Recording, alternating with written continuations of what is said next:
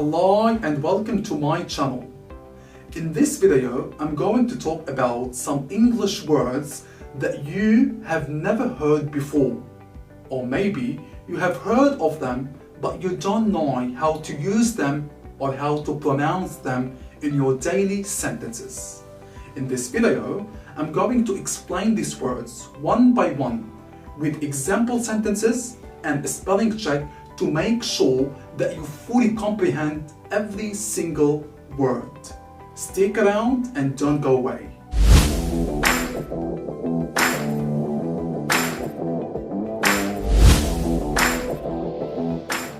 Let's get started with the first word here. Ostracize. Ostracize. Have you ever heard of that word before?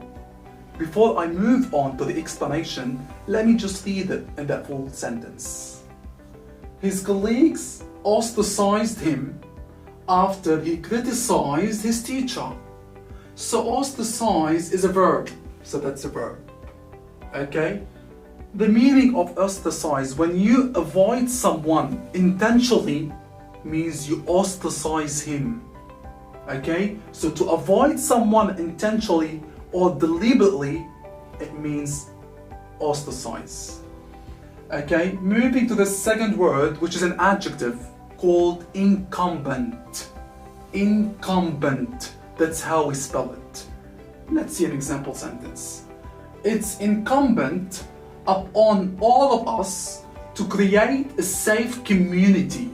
So it's incumbent means it's necessary or very important to do. So that's what we call incumbent. So you must do this. It's an adjective. Okay? So incumbent is an adjective. Here we go. Moving to the third word. Concurrently. Concurrently. Let's see a sentence. The internship runs concurrently with classwork. Concurrently is a synonym of at the same time. There's another word to use instead of concurrently, and I guess that you've heard of it before. So that's called simultaneously. Simultaneously. So simultaneously and concurrently have the same meaning, and they birth adverbs. So they birth adverbs. Okay, so concurrently or simultaneously means at the same time. So as you can see, the internship runs at the same time with the classwork. So that's what we call concurrently or simultaneously. It's very good to use in your academic essay, or even, it's not about academic essay, even if you want to express some, sort of meaning of your sentence, if you want to talk about something that is actually happening at the same time with something else, you can use this adverb concurrently. It's very good. When you use these kind of adverbs, actually when you use adverbs in general, you would sound more fluent. Okay, so try to use adverbs in your sentences to help express a very professional meaning of your sentences. Moving now to another word, which is demur. Demur, that's how we spell it, demur. Let's check the example sentence. He urged to leave, but I demurred. Means I refused or I objected. Okay, so I objected. So demur, so that's the verb. Okay, it's a verb as you can see. So it means when you refuse something or when you hesitate to do something. So for example, as you can see here, he urged me to leave, but I demurred. Means I hesitated or I refused. Okay, I rejected it. Okay, so that's the meaning of demur. As you can see with the past simple form, we double the R. Okay, so don't forget this. Moving now to depletion. Depletion. What is the meaning of depletion? Let's see first the example sentence. There has been a depletion, which is a noun. There has been a depletion in the country's resources. Depletion is a synonym of exhaustion or consumption. Okay? So for example, when something gets run out, that's what we call depletion. So for example, as you can see, we are describing here the resources of the country as they are being depleted. So depleted, that's even, so we have the verb here, deplete. The verb deplete, which means consumes or runs out. Okay, so when something is running out or is being totally or is being maybe horribly consumed or consumed, that's what we call is being depleted. That's what we call depletion or consumption. Amazing. Now let's move to another word. Lethargic. Lethargic. Lethargic is an adjective. Let's move on to the example sentence. So, I noticed he has a lethargic character. When you have a lethargic character, means you are lazy or like sedentary. Sedentary is another beautiful word to use, and it's very academic. So as you can see, they're all an adjective. So lethargic is an adjective. It means lazy or sedentary. Sedentary when you are so lazy to move, or even we have another word called indolent. Indolent. That's another word as well. As you can see, we have a lot of synonyms of the word lazy. So we have lethargic, lazy, sedentary, indolent. So it's like you feel very lazy to move. You don't want to move. You just want to sit all the time. Okay? So it's an amazing adjective to use if you want to actually describe someone's character or situation. Moving now to perturb. Perturb. That's how we spell it. Perturb. So we sort of like ignore the R here. Okay, so the R here is quite silent. Okay, we don't have much music to it. So perturbed. Perturbed. So when you get perturbed, means you get worried. So perturb is a synonym of the verb worry. Okay, so let's see an example sentence. News of the arrest perturbed her greatly. Sorry. So news of the arrest perturbed her greatly. So means worried her greatly or affected her badly or negatively. Okay, so perturb is a synonym of worry and it's a verb. Okay, it's a verb. So that's actually the original verb. Moving now to another word, overhaul. Overhaul. The example sentence. The government has overhauled the healthcare system recently. So has overhauled, as you can see, we have the present perfect is being used right now. But what is the meaning of overhaul as a verb? So that's the verb here. Okay, that's the main verb, overhaul. When you overhaul something, means you are fixing that thing or you repair that thing. Okay, or in other words, for example, if you want to use it more formally, for example, in the sentence, because we are relating overhaul to the government, as you can see. So when the government overhauls something, means the government is changing the system of a specific thing to make it work effectively or more effectively. So as if like you are repairing something. So overhaul is a synonym of repair, but in the official context. Did you get what I'm saying? So we quite use it with healthcare or any government system, whatever. So it's a very official word. It's quite formal to use. Okay? So try to use this word in your academic writing or even when you speak to sound more fluent or more like as a native. Moving now to the adjective conducive. Conducive. So conducive is an adjective. What is the meaning of conducive? Let's see the example sentence at first. It is a conducive atmosphere for studying. So when you call something conducive, means it's suitable or appropriate. So I'm calling this atmosphere suitable or appropriate. So that's what we call conducive. So it's a very beautiful word as well, and it's quite meaningful to use. Moving now to the word condescending. It's quite complex. Maybe we've got some syllables in here. Maybe it's double syllable. As you can see, he is completely condescending to most of his stuff. Condescending is a word that we use to describes someone's negative character.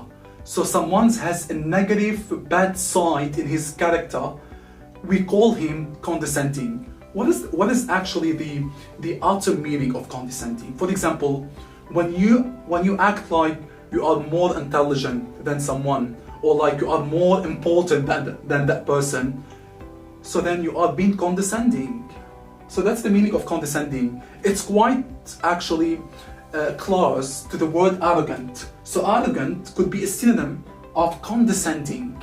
Arrogant or cocky, whatever you want, okay? So he's completely condescending to most of his stuff. So condescending is an adjective, and as you can see, we use to after it. You can't say he's condescending about or of, no, we say condescending to blah blah blah.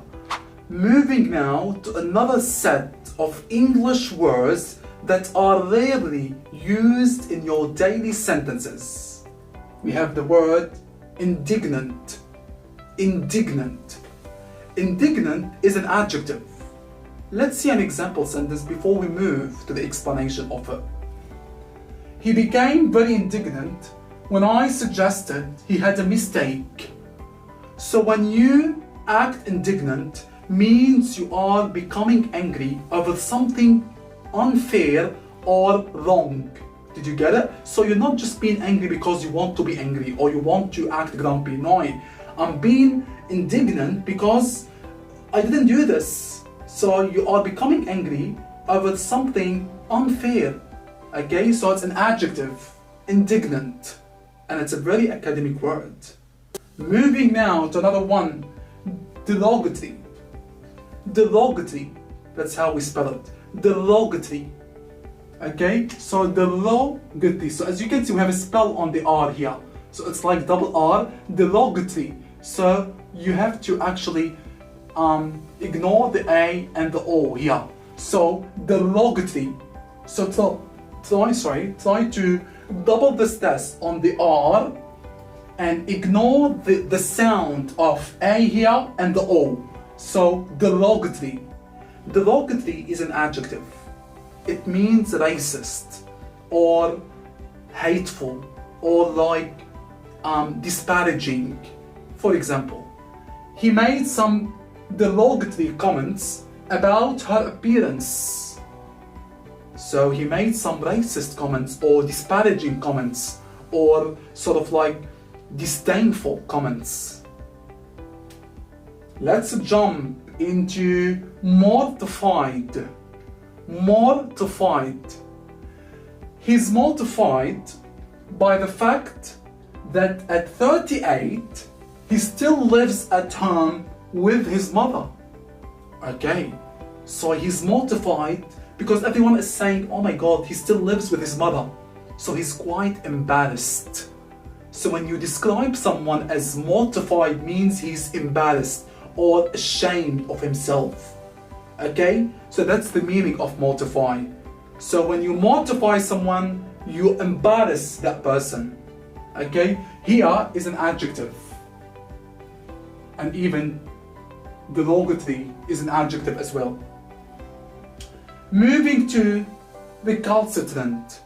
Recalcitrant. Recalcitrant is an adjective as well. Recalcitrant. What is the meaning of recalcitrant? Let's see the example sentence. The university suspended the most recalcitrant demonstrators. Demonstrators are the people who actually went out for the protest or went out to protest. Okay? So the university suspended the most recalcitrant. Recalcitrant, when you call someone recalcitrant, we use it for a person who is willing to not obey some rules, or that person doesn't want to be controlled. He doesn't want to be controlled, or he doesn't want to be obedient of a specific thing, okay? And that's what we call rebellious as well. So he wants to rebel, okay? So recalcitrant is another synonym of rebellious, okay? So as you can see, it's an adjective, and it's very academic to use in your daily sentences, even when you speak, to sound more fluent, or to actually, even sound more as a native. So moving now to another word, which is weightage. Weightage. So weightage, it's a noun. Weightage is a synonym of importance. Let's see an example sentence. The project has a very special weightage in the structure. So the structure of the project is very important. Okay, so weightage is a noun and it's a synonym of importance. Moving now to unsightly, which is used here as an adjective. Unsightly is a very academic word and it's a synonym of the word ugly or unpleasant. The garden was full of unsightly weeds, ugly weeds, maybe dirty weeds, unpleasant weeds, not beautiful. Now, moving to another one. Ubiquitous. Ubiquitous. Ubiquitous. Ubiquitous. Ubiquitous is an adjective as well, and it means found everywhere. So when something is available everywhere, or like seeming to be everywhere, that means ubiquitous. It's an adjective. Let's see an example sentence. The leather. So the leather used, or actually the leather used to be ubiquitous on the New England coast. What does it mean? So the leather was quite available or was found everywhere in that specific area. So the leather was here and there and there and there and there on this specific land. Okay, so it's a very beautiful word to be used. Now let's move to another word, which is ramifications, or ramification actually. So ramification is a noun, and ramification is the synonym of consequence. So here, I have thoroughly considered. Thoroughly means completely. Completely. It's an adverb. So I have thoroughly considered all the ramifications of your suggestions. So I have taken into consideration all the consequences of your suggestions. It's a beautiful and it's a superb, actually, like it's a super academic word to replace the word consequence or result or whatever. Okay, moving now to instantaneously. Instantaneously, which means immediately. You can even, so that's the adverb form. Actually, that's the adjective here. So that's the adjective here. It's an adverb as here, ly, it's an adverb. And we have the word inadvertently. Inadvertently. Inadvertently means accidentally. Or unintentionally. So these are adverbs. I actually intended to use these two as adverbs in these sentences because I will be having a beautiful lesson, a very special lessons about the use of adverbs. And I want you to learn how to use adverbs in your sentences, especially if you want to actually create a very, very intriguing linkage between some of your sentences. I will talk about adverbs in my upcoming videos, so always stay tuned to my upcoming videos. Let's go back to the lesson. So we have, he reacted instantaneously as she inadvertently copied his verbal comments. So he reacted immediately instead of instantaneously. So that's how we spell it. So the word is instantaneous. Instantaneous means immediate, fast. So instantaneous. So he reacted instantaneously as she inadvertently, accidentally copied his verbal comments. So these two are adverbs and you can even use them as adjectives. Okay, if you just remove the ly, they would become adjectives. Moving now to the word untapped. Untapped here is an adjective. What is the meaning of untapped? Untapped means never used before or never consumed before. For example, The country possesses, so that's the verb possess. I don't know if you've heard of that word before. Possess means has. It's an academic synonym of the word has, as like owning, you know?